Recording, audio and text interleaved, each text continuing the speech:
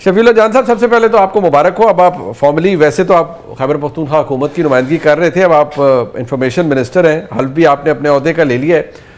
तो आपसे ज़्यादा किसको पता होगा कि वज़ीर आला खैबर पख्तूनख्वा जनाब सुहेल आफरीदी साहब की मोहसिन नकवी साहब से मुलाकात की बड़ी ख़बरें आ रही हैं। तो आप ये बताना पसंद फरमाएंगे कि 14 तारीख को उनकी मुलाकात कहाँ हुई और वो किन सतूर पर गुफ्तगू हुई? क्योंकि अब तो 2, 3, 4, 5, 6 ज़राए ऐसे कह रहे हैं कि नहीं मुलाकात हुई है, और उसके अंदर शायद सुहेल आफरीदी साहब ने इस बात की ख्वाहिश भी जाहिर की है कि वो चंद अहम लोगों से मुलाकात चाहते हैं। तो इसे आप कंफर्म या डिनाई कर सकते हैं, मुलाकात हुई नहीं हुई? अगर हुई तो किस मौज़ूआत पे बात हुई? सबसे पहले मुनीब साहब आपका शुक्रिया। जहां तक मुलाकात की बात है तो कई दिनों से पावर कॉरिडोर में इस बात की बाज़गश्त हो रही है। मैंने कल भी इस बात की तरदीद की थी कि ऐसी कोई मुलाकात नहीं हुई। अच्छा। ना ही अफरीदी साहब की ऐसी कोई ख्वाहिश है उनसे मुलाकात करने की। कभी कभार जो भी उनसे मुलाकात होती है वो लाइन ऑर्डर की सिचुएशन पे होती है। वो इस वक्त मुल्क के वजीर दाखिला हैं और अफरीदी साहब जो हैं वो एक मनसब पे बैठे हुए हैं, वजीर आला हैं खैबर पख्तूनख्वा के। और जो जारी दहशतगर्दी की लहर है खैबर पख्तूनख्वा में, उसी मुतालिक ही उनसे हमेशा बातचीत हुई है और मुलाकात जब भी हुई है तो इसी जमन में हुई है, इसके अलावा कोई मुलाकात नहीं हुई। अच्छा, और वैसे हर्ज तो बाकी कोई नहीं है, क्योंकि ताल्लुकात अगर बेहतर हों, मुक़्तदरा से आपके ताल्लुकात अच्छे हों, आफरीदी साहब के अच्छे हों, इन रोड्स बने, तो वैसे उसमें हर्ज भी कोई नहीं है अगर मोहसिन नकवी साहब के साथ मुलाकात हो। या आप समझते हैं कि नहीं, आफरीदी साहब भी पसंद नहीं करेंगे कि वो किसी और मुद्दे पर, किसी और मामले पर मोहसिन नकवी साहब से मुलाकात करें, या आपकी पार्टी भी ये पसंद नहीं करेंगे कि आपके वज़ीर आला मोहसिन नकवी साहब से और मामलात के हवाले से मुलाकात करें? मुनीब साहब, हम ये समझते हैं कि जो 26 नवंबर को जो कुछ हुआ वो मोहसिन नकवी साहब के कहने पे हुआ। अच्छा। हम ये समझते हैं कि वहाँ जो 14 शहादती हुई उसमें मोहसिन नकवी साहब का किरदार था। हम ये समझते हैं कि 26 नवंबर का जितना भी केस है और जिसको दूसरी तरफ से जो हेड किया गया वो मोहसिन नकवी साहब थे। तो उनसे अगर हमारी मुलाकात होगी भी तो वो सिर्फ और सिर्फ जारी दहशतगर्दी की लहर या सूबे की सिचुएशन पे होगी। सियासी मुलाकात हम ना उनसे करने में ख्वाहिशमंद है, ना हमारी ऐसी कोई ख्वाहिश है, और ना हम ये समझते हैं कि हम किसी बैकडोर राब्ते से कहीं और जाना चाहते हैं। बैकडोर राब्ते पे हम बिलीव नहीं करते। अच्छा। जो भी मुलाकात होगी सबके सामने होगी, जो भी एजेंडा होगा वो जारी दहशतगर्दी के लहर होगा या सूबे के अमन व अमान की सूरत हाल होगी। अगर किसी किस्म की भी हम बैकडोर राब्ते की कोशिश करते तो इसके अलावा भी कई रास्ते हमारे पास इससे पहले भी थे, इसके बाद भी होंगे। ये जरूरी तो नहीं है कि एक ही रास्ता है, इसी रास्ते से हमने गुजरना है। हम किसी बैकडोर रास्ते पे you will take the front door, सामने वाला दरवाजा इस्तेमाल करेंगे आप जब भी करेंगे। हम तो किसी के गाड़ी की डिग्गी में बैठ के तो अंदर जाना पसंद नहीं करेंगे। अच्छा। जो भी होगा सबके सामने होगा, फ्रंट सीट में बैठ के ही जाएंगे। जिससे मिलना होगा फ्रंट सीट में बैठ के जाके मिलेंगे। इस दलील में तंज की वो आमेजिश थी। ये डिग्गी वाली बात तो कोई हजम नहीं होती। वैसे डिग्गी में कौन बैठा हुआ था? आपने किसी को देखा था खुद?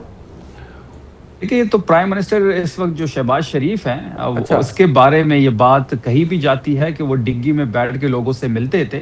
अच्छा। तो डिग्गी के आप किसी पाकिस्तानी से भी पूछ ले कि डिग्गी में कौन किस से मिलने जाता था और ये शख्स कौन था, तो हर पाकिस्तानी ये कहेगा कि ये शहबाज शरीफ था। अच्छा, चलें कादिम साहब, वैसे ये तो चलें और वजाहत है कि वो कौन जाता था कौन नहीं जाता था, लेकिन मुझे एक बात बताएं, अभी उन्होंने फिर आफरीदी साहब ने कल कहा है कि किसी का बाप भी तहरीक इंसाफ को ख़त्म नहीं कर सकता। प्लस उन्होंने ये कहा है कि आपने इस दफ़ा भी उन्हें रोक लिया, खाम आप पंजाब हुकूमत हो, इस्लामाबाद की पुलिस हो, आप लोग रोक लेते हैं। अगर वो चले भी जाते, कोई काफिला कोई वो क्या करने आया था? वो इजहार यकजहती करने आया था? आपने लामहला उन्हें किसी नाके पर रोक लेना था और करीब तो जाने देते अडियाला जेल के। बिस्मिल्लाहिर्रहमानिर्रहीम, रब्बि सल्लि अला मुहम्मद व आले मुहम्मद। मुनीब, बड़ी अच्छी बात की। कल शफ़ी मेरे साथ ही बैठा हुआ था। पता नहीं अब क्लास ना ले ली गई हो भाई की वजारत के पहले दिन इन्होंने कहा कि वो रबड़ की गोलियां चली थी वहाँ पे मंसूर के प्रोग्राम में। अच्छा।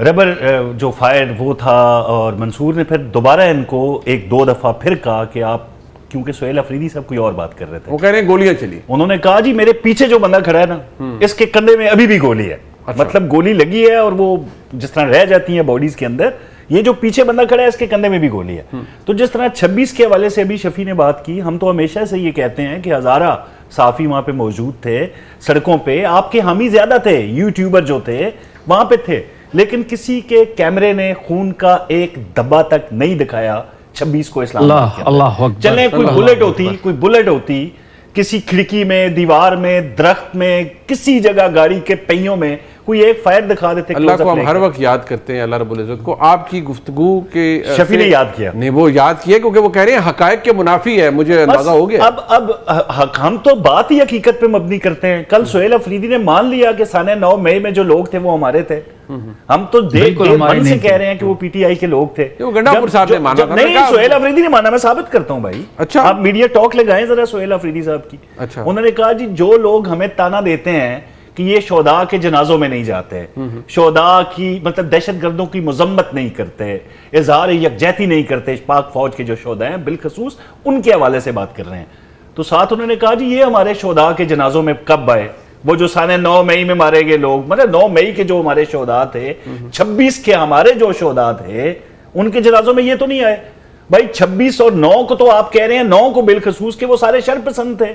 वो जो लोग थे, अगर कोई मरा, किसी को गोली लगी, कोई शहीद हुआ बकौल आपके, हम तो कहते हैं बलवाई थे, चलें आप उनको शोदा का दर्जा दे दें, वो आपके लोग कैसे हो गए? आप तो आज तक कमीशन मांग रहे हैं, सीसीटीवी फुटेजेस मांग रहे हैं, वीडियोस हम मुतालबा कर रहे हैं। तो आप बहरहाल मान जाते हैं कि वो जो शरपसंद थे जिन्होंने फौजी इमलाक पे हमला किया, शोदा की तस्दीक की, एयरबेसेस पे हमला किया, जीएचक्यू के गेट को लाते मारी, वो सारे आपके थे। नहीं, वो 3 साल गुजर गए ना उस वाक़े साने को भी, आप भी उससे आगे नहीं निकलते ना। कैसे निकले आप उन्हें उसी पिक्चर आप उसी में पेंट करते रहते हैं। वो कहते हैं इसके अलावा भी बात करें, हम सियासी जमात हैं और मसाइल हैं, आप उनके बारे में बात नहीं कैसे उससे निकले मुनीब? इनको हम चक्री का रास्ता देते हैं कि भाई वहां से निकले, हाउसिंग सोसाइटीज के बंद गेट की वीडियोस बना के कहते हैं रास्ता बंद था।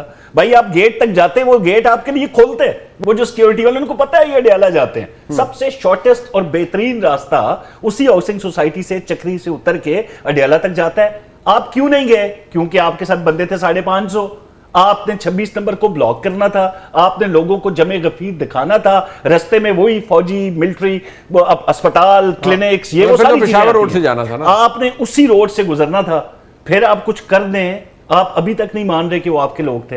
कल आप कह दें हाँ लोग आए हुए थे, उसमें से 15 लोग निकल के उन्होंने ये कर दिया, वो कर दिया, लोगों की निजी इमलाक को लूट लिया, नुकसान पहुंचा दिया, तो हम किधर जाएंगे? दूसरा एक बहुत बड़ी बात हो रही है कि जब भी ये केपी से निकलते हैं, उनको नहीं पता होता कि हमारे काफिले में कौन लोग हैं।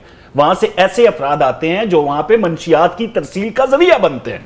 इसमें कोई कौन उनको चेक करेगा? वो तो कौन पता कर मेरा सकता है ताल्लुक कौन टेक्सला शामिल से होगा? है, मेरा ताल्लुक टेक्सला से है, बॉर्डर पे हूं केपी के। वहां पे जो लोग, जो उस्ताद लोग हैं, जब आप उनके पास बैठे होते हैं, वो बताते हैं कि हमारी जो डिलीवरीज रुकी होती हैं, हम इंतजार करते हैं ये कब एहतजाज की कॉल दें।